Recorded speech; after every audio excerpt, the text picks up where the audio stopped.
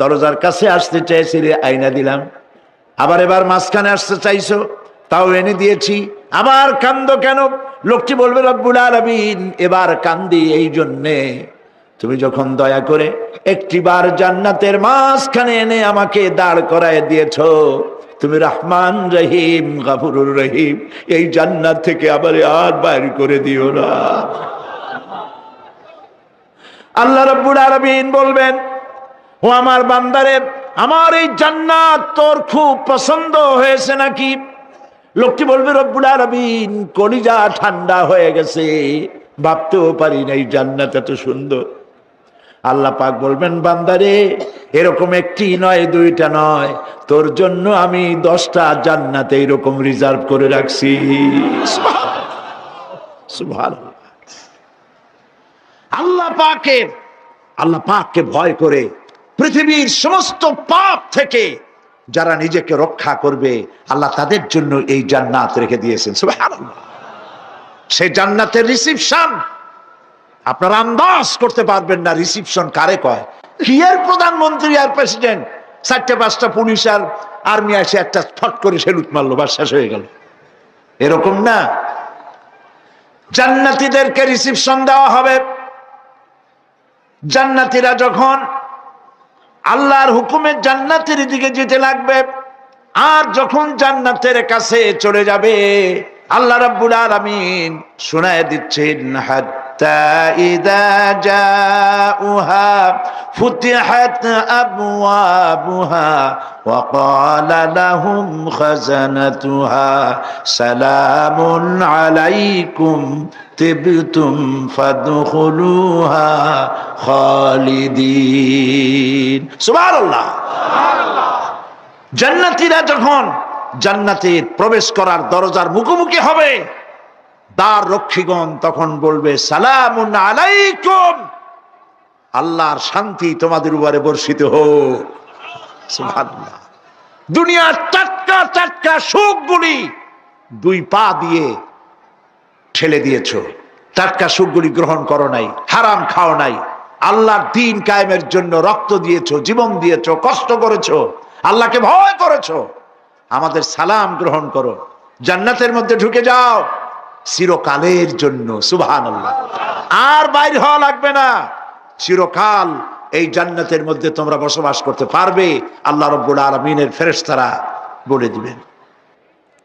জান্নাতের মধ্যে আল্লাহ পাক হুরদের সঙ্গে জান্নাতীদের বিয়ের ব্যবস্থা করে দিবেন।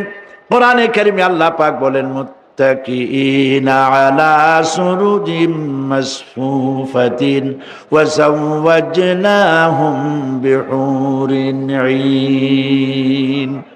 সামনাসামনি ভাবে সাজানো সারি সারি আসন সমূহের উপর তারা ঠেস লাগায় বসে থাকবে, আর আল্লাহ রাব্বুল আলামিন হুরদের সাথে জান্নাতীদের বিয়ের ব্যবস্থা করে দিবেন। যেসব হুরের সঙ্গে বিয়ে হবে তাদের আল্লাহ পাক বিবরণ দিচ্ছেন কি রকম হবে তারা। লাম ইয়াতমিসহুন্না ইনসুন ওয়ালা জান, এর পূর্বে জিন এবং ইনসান এদেরকে কেউ স্পর্শ করে নাই। কি রকম তারা? কাআন্নাহুন্নাল ইয়াকুতু ওয়াল মারজান, যেমন ঝিনুকের ভিতরে মণিমুক্তা থাকে, এইভাবে আল্লাহ পাক তাদেরকে পবিত্র করে রেখে দিয়েছেন।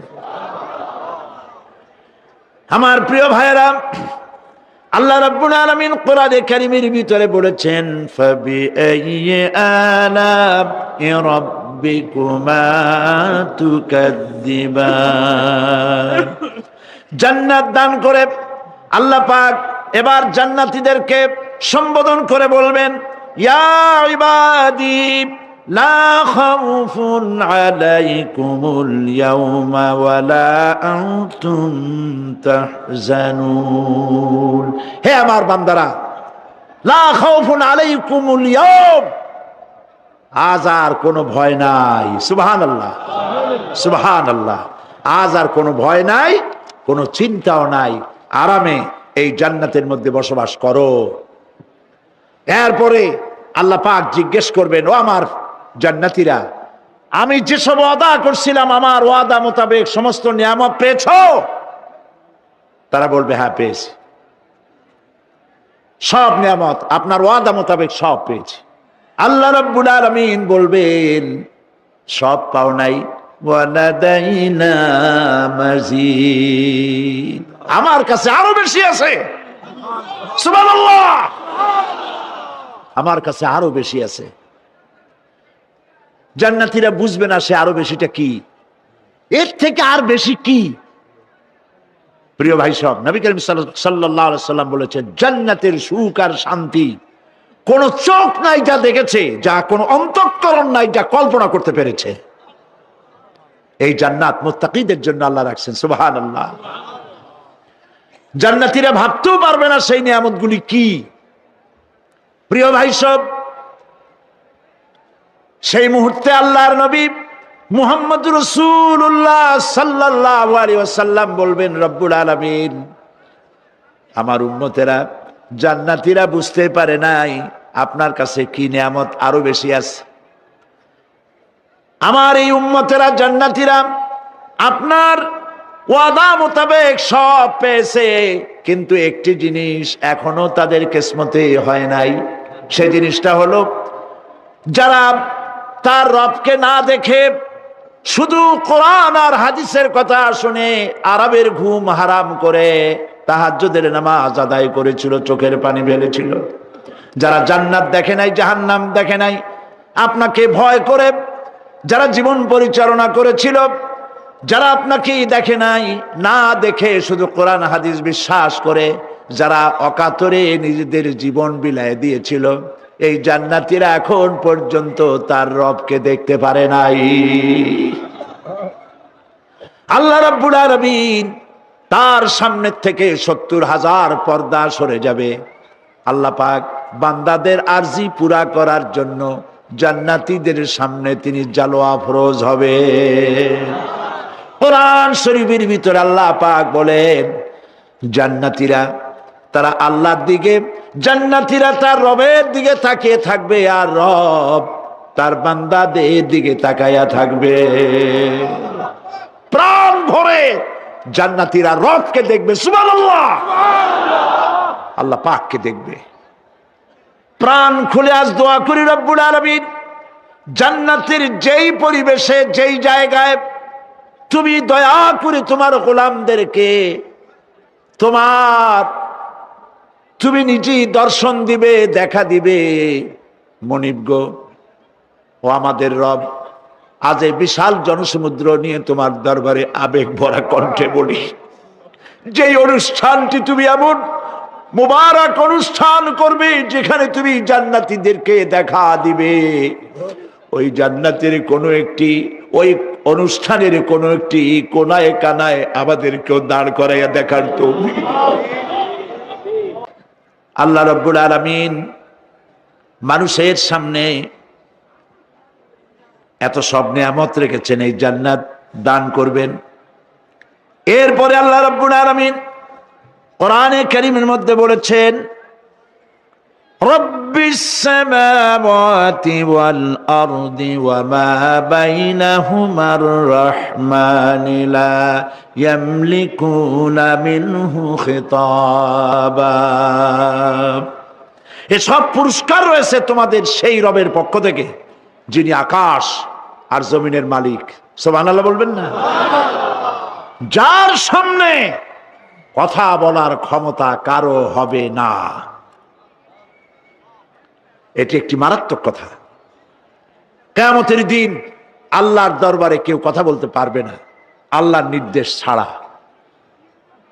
একটি আকীদা পরিষ্কার করে নিয়ে যান আপনাদের, সে আকীদাটা এভাবে পরিষ্কার করুন, কোন পীর সাহেব, কোন খাজা বাবা, কোন মাওলানা, কোন মুহাদ্দিস, কোন বুজুর্গ আপনাকে সুপারিশ করতে পারবে না যদি না আল্লাহ পাক তাকে কথা বলার তৌফিক না দেন। মনে থাকবে এটা। আয়াতুল কুরসির ভিতরে আমরা পড়ি মান যাল্লাযী ইয়াশফাউ ইনদাহু ইল্লা বিইযনিহি, আল্লাহ পাক বলেছেন কিয়ামতের দিন আল্লাহর দরবারে কার সাহস আছে কথা বলতে পারে? মান যাল্লাযী ইয়াশফাউ ইনদাহু ইল্লা বিইজনি, আল্লাহর অর্ডার ছাড়া, হুকুম ছাড়া আল্লাহর সামনে কথা বলার সেদিন কেউ থাকবে না। সুবহানাল্লাহ। হযরত ইব্রাহিম আলাইহিস সালাম, হযরত ইব্রাহিম আলাইহিস সালাম কিয়ামতের দিন তার নিজের পিতা সম্পর্কে সুপারিশ করবেন। রব্বুল আলামিন, আমার আব্বার জন্য সুপারিশ করতেছি, মেহেরবানি করে জাহান্নাম থেকে তারে আপনি রক্ষা করুন। আল্লাহ রব্বুল আলামিন বলবেন, ইব্রাহিম তোমার সুপারিশ মঞ্জুর হবে না। প্রিয় ভাই সব, একটু মাথা খাটান, চিন্তা করেন। উলুল আযম পয়গম্বর, জাতির পিতা। কে জাতির পিতা? চিল্লায় বলুন, কলিজা সাফ করে ফেলুন। মুসলমানদের জাতির পিতা হাফিজ হাবিব কেউ হতে পারে না।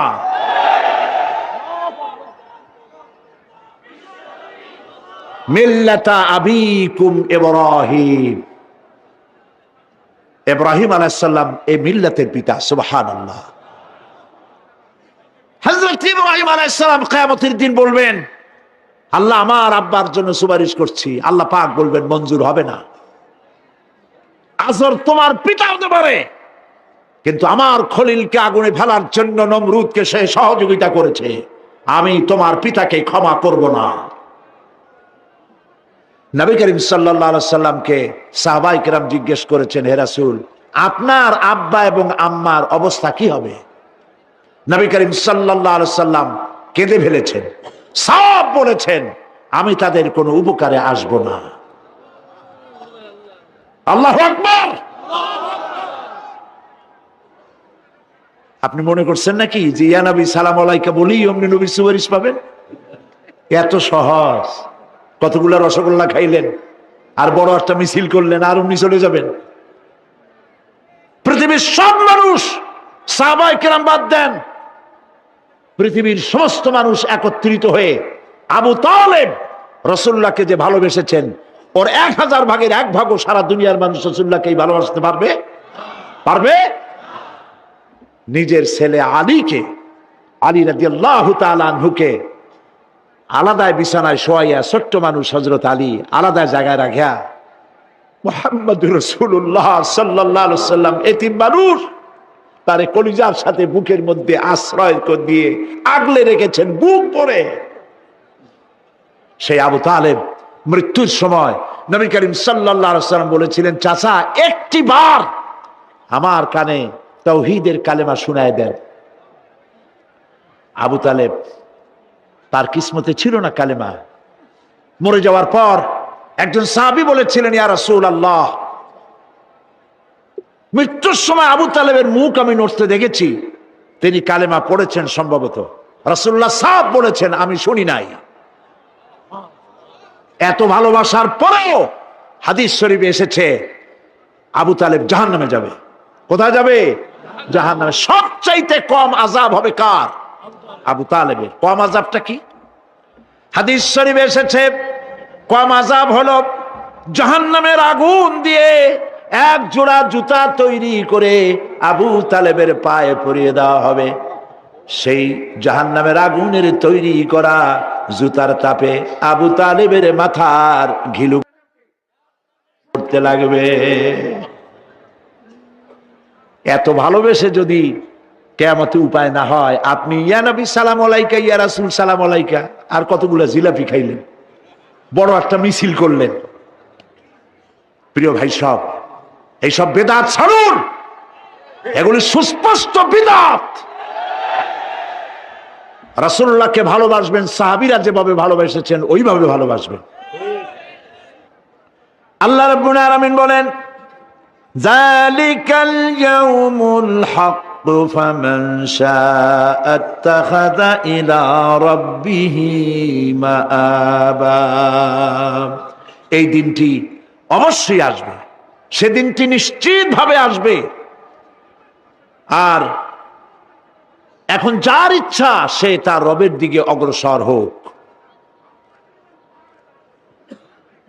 ইন্না أنذرناكم عذابا قريبا يوم ينظر المرء ما قدمت يداه ويقول الكافر يا ليتني كنت ترابا إنا أنذرناكم عذابا قريبا খুব নিকটবর্তী একটি আযাব সম্পর্কে আমি তোমাদেরকে সতর্ক করে দিলাম। কে বলতেছেন? আল্লাহ পাক। লক্ষ্য করুন আল্লাহ কি বলছেন, খুব নিকটবর্তী একটি কঠিন শাস্তি আযাব অর্থাৎ কিয়ামত, এ সম্পর্কে আমি তোমাদেরকে সতর্ক করে দিলাম। ইয়াউমা ইয়ানজুরুল মারউ মা কদ্দামাত ইয়াদা, সেদিন প্রত্যেকটি লোক যা সে পাঠিয়ে দিয়েছিল এখানে অর্থাৎ যা করেছিল সেগুলি সে দেখতে পাবে। আর তখন ওয়ায়াকুলুল কাফিরু ইয়া লাইতানি কুনতু তুরাবা, সেই কিয়ামতের ময়দানে অবস্থা দেখে কাফেররা বলবে, আহারে মানুষ না হইয়া যদি মাটি হইয়া যেতাম, যদি মাটি হতাম, যদি মানুষ না হয়ে না জন্মতাম, আজ এই হাসরের ময়দানে এইখানে এই বিচারের মুখোমুখি হতাম না, মাটি হইলে বরং অনেক ভালো হতো।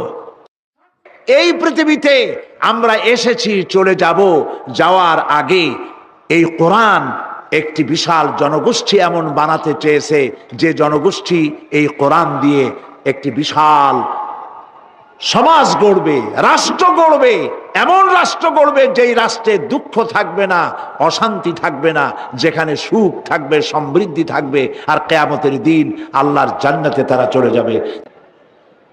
আল্লাহ রাব্বুল আলামিন বলেন, ফামান কানা ইয়ারজু লিকাআ রাব্বিহি ফালইআমাল আমালান সালিহান ওয়া লা ইউশরিক বিইবাদাতি রাব্বিহি আহাদা। আল্লাহ পাক বলেন, যে বাজারা আমার সঙ্গে দেখা করতে চায় কিয়ামতে, দুইটা কাজ করা লাগবে। বলেন কয়টা কাজ? একটা হলো নেক আমল। কি আমল বলেন? নেক আমল। নেক আমল কারে বলে? নেক আমল করতে হলে আবার দুইটা শর্ত লাগে।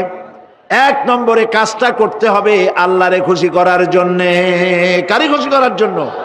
একটা মাদ্রাসা বানাইছি যাতে লোকেরা বলে যে বড় একটা মাদ্রাসা বানাইছে, এই জন্য মাদ্রাসা বানাবেন, মসজিদ বানাবেন, হসপিটাল বানাবেন, যা কিছু করেন নিয়ত হবে আল্লাহকে খুশি করা। নিয়ত হবে কারে খুশি করা? আল্লাহ পাককে খুশি করা। এই হলো নেক আমলের প্রথম শর্ত, কাজ হবে আল্লাহকে খুশি করার জন্য। দুই নম্বরে কাজটি হতে হবে সুন্নতে নববী সাল্লাল্লাহু আলাইহি ওয়াসাল্লামের উপরে। মনে থাকবে, দাড়ি রাখবো। কেন রাখবো? রাসূলের সুন্নত। রাখবো কারে খুশি করার জন্য? আল্লাহকে খুশি করার জন্য। রাখবো কার মতো? রবীন্দ্রনাথের মতো, কার্ল মার্কসের মতো, কবির মতো নয়। রাখতে হবে কার মতো? নবীর মতো। বুঝে নেন, কাজটা হতে হবে আল্লাহকে খুশি করার জন্য।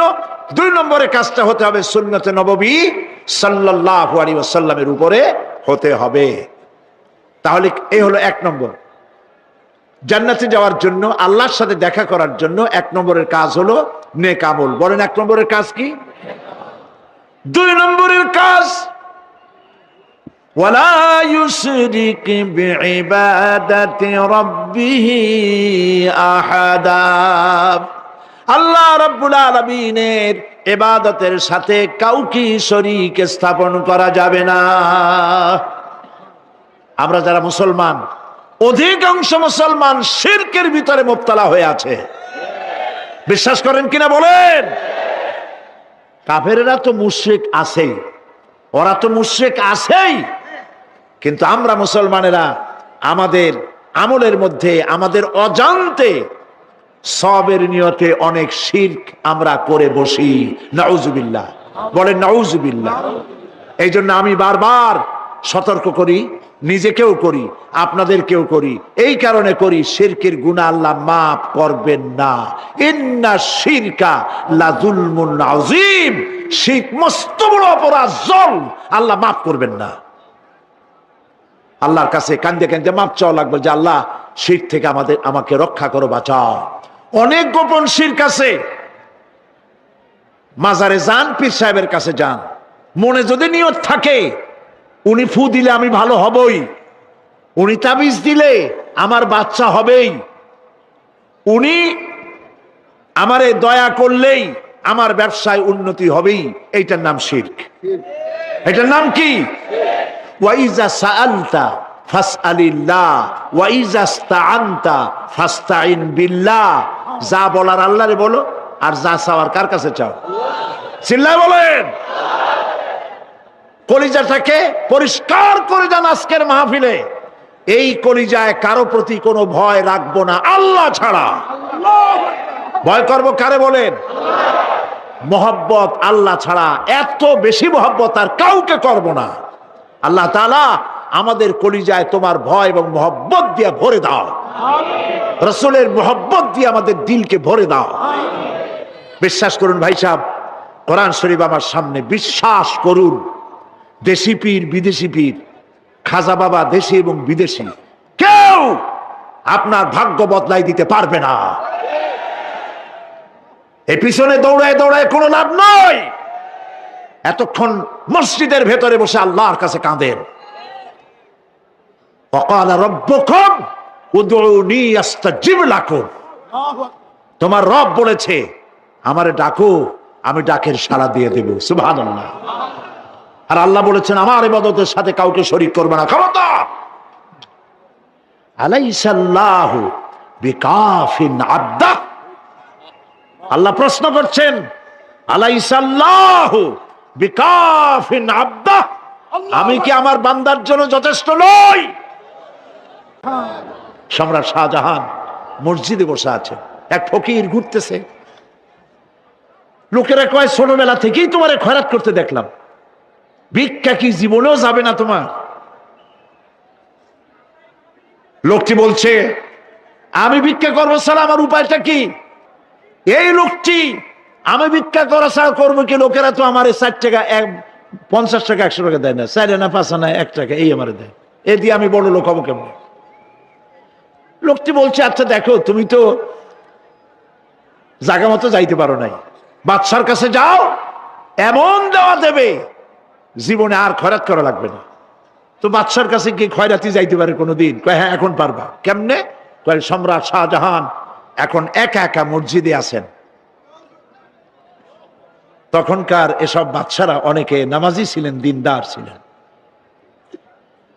ফকির দরজার কাছে দাঁড়াইয়া দেখতে পাচ্ছে কেউ নাই, দেহরক্ষীরা দূরে দূরে দাঁড়ানো। বাদশাহ মসজিদের ভেতরে বসে হাত তুলে ঝুলতেছে আর কাঁদতেছে, চোখের পানি দিয়া দাঁড়িয়ে ভিজে ভিজে পড়ছে। এই দৃশ্য অনেকক্ষণ দেখলো ফকির। কিছুক্ষণ পর সম্রাট শাহজাহান মসজিদ থেকে বেরিয়ে আসছে। ফকির বলছে আসসালামু আলাইকুম হুজুর।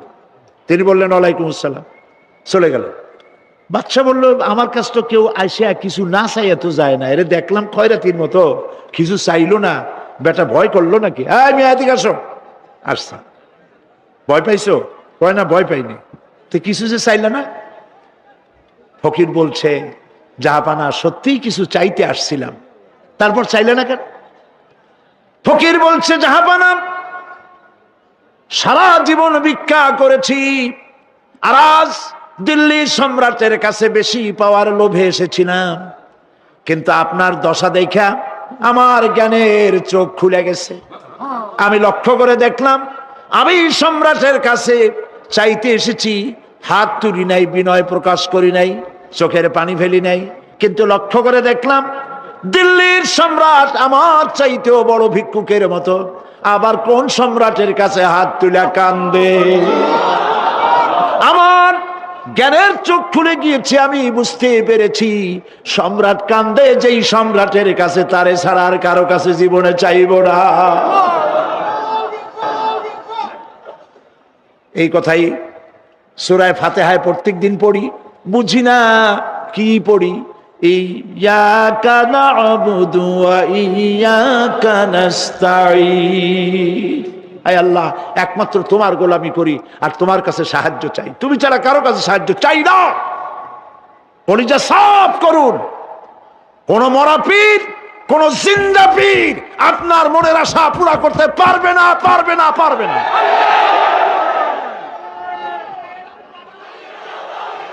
আর আজ থেকে কোন মাজারে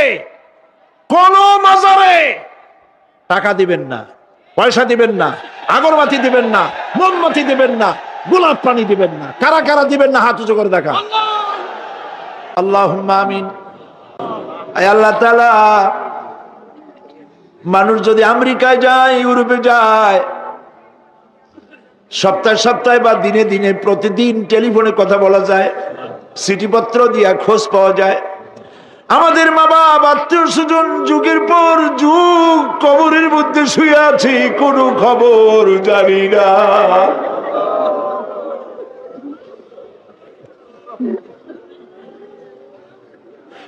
তুমি যদি আযাব দাও, ঠেকাবার কেউ নাই। আয় আল্লাহ, তুমি যদি রহমত করো, করতেই পারো মাবুদ, তুমি রহমান রহিম, মাফ করে দাও। আল্লাহ তাআলা, এবার আমরা আমাদের গুনার কথা বলি। এই লক্ষ লক্ষ মানুষ তোমার বান্দা বান্দিরা খাওয়ার জন্য আসে নাই, রিক্সা ভাড়া কেউ রে দেওয়া হয় নাই, দোয়া কবুল হবে এই বিশ্বাস করে এসেছে। বাবু তুমি তাকাও, তুমি তোমার আরশে আজিম দিয়া তাকাও। আমাদের ঈমান, আমাদের আকীদা, আমরা এখন কোথায় বসা তুমি দেখতে পাচ্ছ। আমরা কি বলে কাঁদতেছি তুমি শুনতে পাচ্ছ। রব্বুল আলামিন, আমাদের গুনার দিকে যদি তাকাও, তোমার গোসা হতে পারে। আমাদের গুনার দিকে তাকায়ও না, চোখের দিকে তাকাও।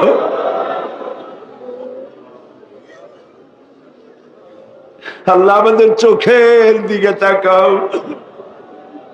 আমরা এতিম, কাঙ্গাল, ভিক্ষু, তুমি গনি, আমরা ফকির। আল্লাহ তাআলা, তোমার জাহান্নামের ভয় পাই, আমাদের জন্য জাহান্নাম হারাম বানায় দাও। রব্বুল আলামিন, আমরা জানি দিনের বেলায় সরকারি অফিস চলে, সন্ধ্যাবেলায় অফিসগুলি বন্ধ হয়ে যায়, আর রাত যত গভীর হতে থাকে তোমার রহমতের অফিস কর্মচঞ্চল হয়ে যায়। রব্বুল আলামিন, গুনাহ মাফ চাই, আমাদের মাফ করে দাও। আয় আল্লাহ তাআলা, আমরা অন্যায় করেছি বলে সারা দুনিয়ায় আজ মুসলমানেরা মার খাইতেছে। আল্লাহ, কান্দো মুসলমানেরা, কান্দো।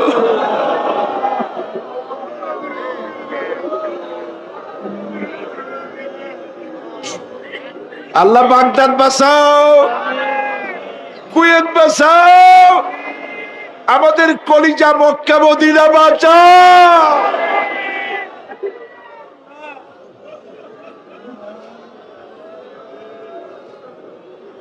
রব্বুল আলামিন, আমাদের কান্না তুমি শোনো বাবু। আমরা অপরাধী, আমরা গুনাহগার, আমরা মাপ চাই বাবু, আমাদের মাফ করে দাও। মুসলমানদের কাফের দিয়ে পিটায় বাইরো না বাবু।